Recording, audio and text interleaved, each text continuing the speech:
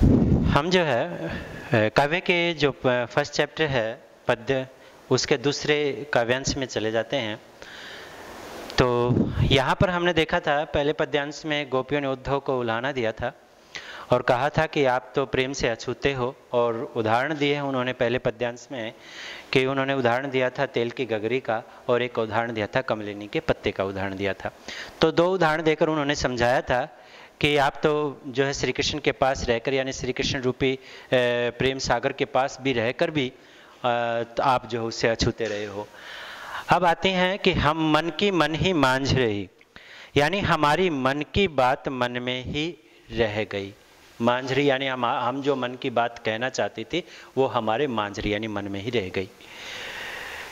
कहिए जाए कौन पै उद्धव ना ही परत कही, कि कहिए कहो जाई जाए कौन पई, किसके पास। उद्धव माने उद्धव, हे उद्धव कहो कि हम अब किसके पास जाएं, क्योंकि हम तो जो अपने मन की बात कहना चाहती थी वो हमारे मन में ही रह गई। अर्थात हम श्री कृष्ण से जो अपने मन की बात कहना चाहती थी वो हमारे मन में रह गई। और अब आप ही बताइए कि कहिए जाए कौन पे उद्धव, के उद्धव आप ही बताओ कि हम किसके पास जाएं। ना ही परत कही, ना ही माने नहीं, परत माने समझ में, कही माने कहीं भी, यानी कुछ भी, हमारी समझ में कुछ भी नहीं आ रहा। अवधि हे अवधि, उस अवध के, आधार माने आधार के, यानी श्री कृष्ण। अवधि आधार कौन है यहाँ पर? श्री कृष्ण है। उस अवध के आधार की कौन है? श्री कृष्ण है। आस माने आज संभावना थी, आवन माने आने की, यानी उस अवधि के आधार था अर्थात श्री कृष्ण के आने की आस थी, इसलिए तन मन बिथा सही। इसलिए हमने तन की मन के जो दुख है या पीड़ा है, व्यथा है, वो हमने सहन कर लिया। यानी हमने अपने मन के दुख को इसलिए सहन कर लिया क्योंकि उस श्री कृष्ण के आने की आस थी। अब इन जोग संदेशनी, अब इन जोग माने योग के, संदेशी माने संदेशनी माने संदेशों को सुनी सुनी बार बार सुनकर, विरहिणी यानी हम विरहिणियों की, विरहिणी कौन होती हैं? जो अपने प्रियतम से, प्रिय से, पति से दूर रहने वाली स्त्रियां जो है उसको विरहिणी स्त्रियां कहा जाता है। विरह माने ये विरह, जो वियोग जो है, दही माने जला रहा है। अब हम विरहिणियों को यह विरह रूपी जो दुख है ये हमें जला रहा है। चाहती होती गुहार जित ही ते, चाहती थी होते, चाहती होती यानी जहां से चाहती थी, गुहार जित ही थे, जहां से हम अपने गुहार लगाने चाहते थे, जित ही थे वहीं से। अब यहां जहां से भी हो सकता है, जित ही थे जहां से, उठते वहीं से धार बही, यह योग रूपी धारा बहने लगी। यानी जहां से हम अपनी प्रार्थना लगाना चाहती थी वहीं से ये धार यानी योग रूपी धारा जो है बहने लगी। अर्थात वो क्या है कि उद्धव से जो है अपनी गुहार लगाना चाहती थी, प्रार्थना करना चाहती थी कि वो श्री कृष्ण को बताएं कि हम जो है श्री कृष्ण से कितना लगाव रखते हैं, कितना प्रेम रखते हैं, कितने बड़ी भक्त हैं, तो ये समझाना चाहती थी। और वहीं से ये योग रूपी धारा यह जो है वो बहने लगी। सूरदास जी कह रहे हैं कि गोपियां कह रही हैं कि अब धीर धरे क्यों। अब धीर माने धैर्य, धरी माने धारण, क्यों करें। अब हम धैर्य धारण क्यों करें? क्योंकि मर्यादा न लही, क्योंकि अब कोई मर्यादा न लही नहीं रही, यानी अब कोई मर्यादा नहीं रही। अब हम धैर्य धारण क्यों करें? अब आगे आते हैं तो गोपियां कह रही हैं कि हमारे जो हरि हैं, हम तीसरे पद्यांश में आ गए, हमारे हरि हारिल की लकड़ी।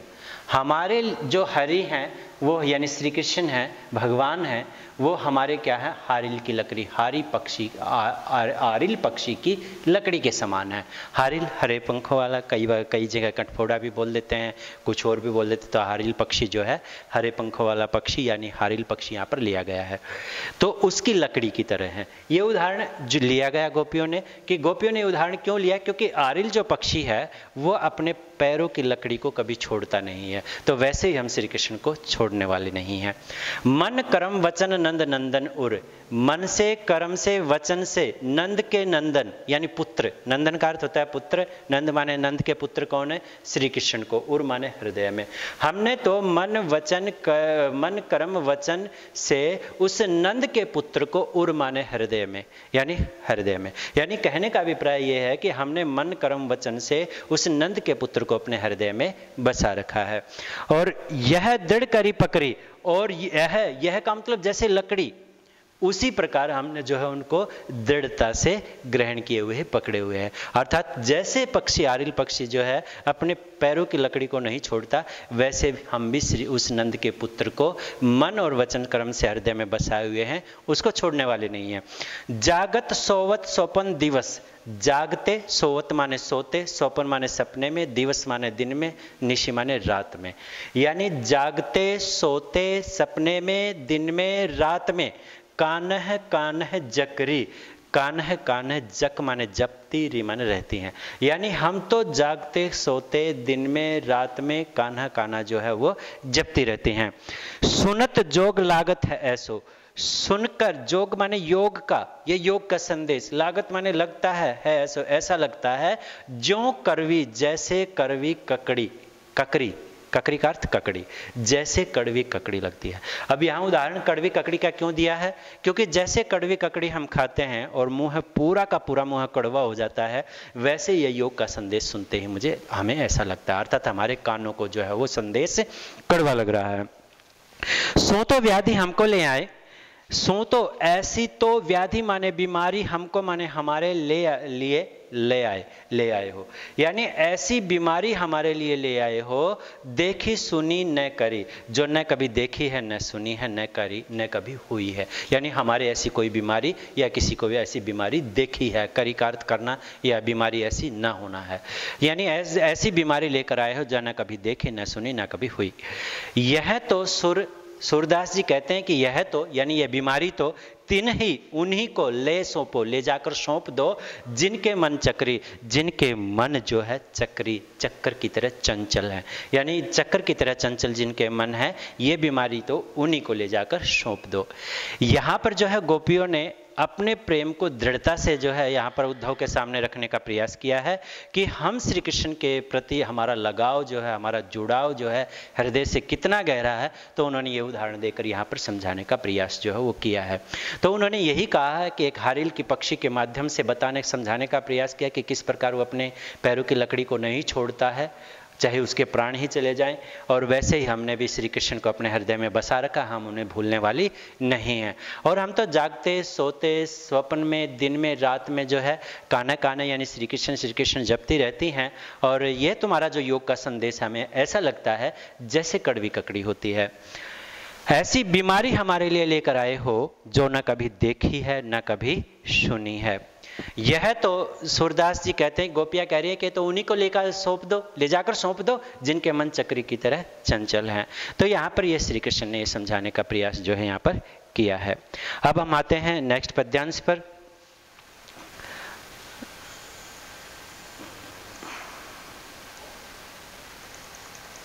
हमारा है इसमें फोर्थ पद है, हरि है राजनीति पढ़ी आए। हरि ने शायद राजनीति पढ़ ली है। क्यों? क्योंकि देखो राजनीति शब्द आ गया तो हमें समझ जाना चाहिए कि राजनीति क्या होता है, अपने स्वार्थ से संबंधित होते हैं, अपना काम बन जाए, और ये एक लोकल बात भी है कि अपना काम बनता भाड़ में जाए जनता।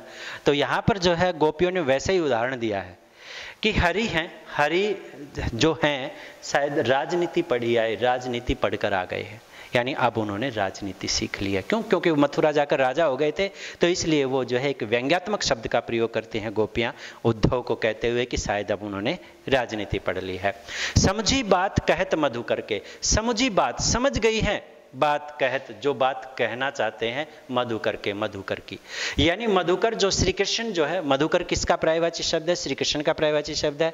वैसे मधुकर भंवरे को कहते हैं क्योंकि ये भ्रमर गीत से लिया गया है, सूरदास से के काव्यांश से, तो भ्रमर गीत से लिया गया है। तो यहाँ पर मधुकर शब्द के दो अर्थ हैं, तो यहाँ पर श्लेष अलंकार भी बनता है, श्री कृष्ण भी बनता है, और मधुकर जो है वो शब्द श्री कृष्ण के लिए प्रयोग किया गया और भंवरे के लिए भी प्रयोग किया गया है।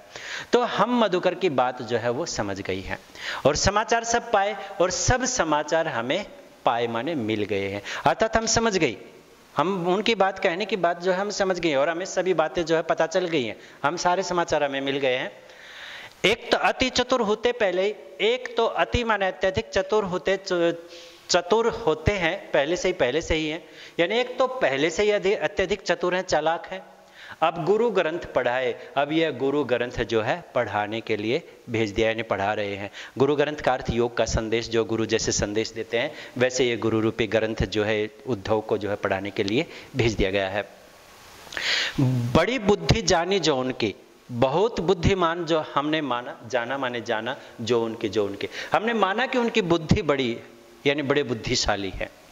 योग संदेश पढ़ाए, जो ये योग का संदेश जो है हमें पढ़ा रहे हैं। पढ़ाए का अर्थ उद्धव कि हे उद्धव, भले लोग आगे का मतलब पहले के पुराने लोग वो भले थे, तो आगे का शब्द यहाँ पर पहले के लोगों के रूप में लिया गया है कि उद्धव पहले के लोग भले थे, जो परहित, जो दूसरे के हित के लिए, भलाई के लिए, कल्याण के लिए डोलत ढाए माने डोलते फिरते थे। धाय माने दौड़ते रहते थे, डोलते फिरते थे। यहाँ धाय का अर्थ है चलते फिरने रहने का है। अब अपने मन फेर पाइए, अब अपना ही मन यानी हम अपना ही मन फिर से पाही माने पाना चाहते हैं। अब हम अपना मन फिर से पाना चाहते हैं। चलत जो जाते वक्त जो चुराई होते चुरा कर होते माने ले गए, जो जाते वक्त चुरा कर ले गए थे, यानी जब मथुरा गए थे तो हमारा मन जो चुरा कर ले गए थे उस मन को हम फिर से अपना पाना चाहते हैं। ते क्यों अनीति करे आपुन, वे क्यों अनीति माने अन्याय करे आपुन अपने आप, वो क्यों स्वयं अन्याय करें, जे और अनीति छुड़ाए, जो औरों को अनीतियों अन्याय से छुड़ाए माने छुड़ाते हैं। वे खुद अन्याय क्यों कर रहे हैं, जो औरों को अन्याय से छुड़ा रहे हैं। राजधर्म तो यही सूरदास जी कहते कि राजधर्म तो यही है कि जो प्रजा न जाहि सताए, कि जो प्रजा को जाहि किसी भी प्रकार न सताए न सताए, यानी जो प्रजा को किसी भी प्रकार से न सताए, यही राजा का धर्म है। तो यहाँ पर राजा के धर्म पर व्यंग्य करते हुए गोपियों ने यही समझाने का प्रयास किया है कि राजा का धर्म तो यही है कि वो प्रजा को ना सताए। और शायद हरि ने राजनीति पढ़ ली है, हम समझ गए हैं कि मधुकर क्या कहना चाहते हैं। हमें सभी समाचार जो है वो मिल चुके हैं, और एक तो पहले से ही अत्यधिक चतुर थे। अब गुरु ग्रंथ पढ़ाए, अब ये गुरु रूपी ग्रंथ जो है पढ़ाने के लिए हमें भेज दिया है। और बड़ी बुद्धि हमने उनको बड़े बुद्धिशाली माना था, यानी बुद्धिमान माना था। योग संदेश पढ़ाए, जो ये योग का संदेश पढ़ाने भेज दिया। उद्धव भले लोग पहले के थे, जो दूसरे के हित के लिए डोलते फिरते थे, और अब अपना मन हम फिर से पाना चाहते हैं, जो जाते वक्त जो है चुरा कर ले गए थे। वे अन्याय क्यों करें अपने आप, जे और अनीति छुड़ाए, जो औरों को अन्याय से छुड़ाते हैं। राजधर्म तो यही सूरदास जी कहते कि राजा का धर्म तो यही है, जो प्रजा न जाहि सताए। या सूरदास कहते का मतलब सूरदास अपने काव्य में अपना नाम जो है अंतिम पंक्ति में, पदों में और चौपाइयों में या जहाँ भी है वो लिखते हैं। तो यहाँ पर कह गोपियाँ ही रही हैं, लेकिन सूरदास जी ने लिखा है, इसलिए सूरदास जी ने गोपियों के माध्यम से कहा कि राजा का धर्म यही है कि वो प्रजा को किसी प्रकार से ना सताए। तो ओके, इसको आपको ध्यान से मैंने एक एक शब्द का अर्थ बताने का प्रयास किया है। आप इन सबको जो है अच्छी तरह से देख लीजिए और एक बार समझ लीजिए, क्योंकि यदि ये समझ में आ गया तो कहीं से कोई भी प्रश्न पूछा जाता है तो हरि ने राजनीति पढ़ ली है, तो गोपियों ने इसके बारे में किस प्रकार वर्णन किया है। तो ये बात ही है कि हम जो है मधुकर की बात समझ गए हैं, हम समझ गई हैं कि वो क्या कहना चाह रहे हैं। एक तो पहले से ही चतुर थे, अभी ये गुरु का ग्रंथ पढ़ाने के लिए हमें इस उद्धव को भेज दिया है, और हम तो बड़ा बुद्धिशाली मानते थे, लेकिन ये योग का संदेश पढ़ाने लगे। और पहले के लोग भले थे, जो दूसरे के हित के लिए, भले के लिए घूमते फिरते थे, और हम अपना मन फिर से पाना चाहते हैं, जो जाते वक्त चुरा कर ले गए थे। वे क्यों अन्याय करें अपने आप, जो औरों को अन्याय से छुड़ाते हैं। तो राजा का धर्म तो यही है कि वो प्रजा को किसी प्रकार न सताए। ओके, आज इतना ही। अब आगे देखते हैं, आप इसको समझ लीजिए, फिर आगे पढ़ाते हैं। Okay, bye.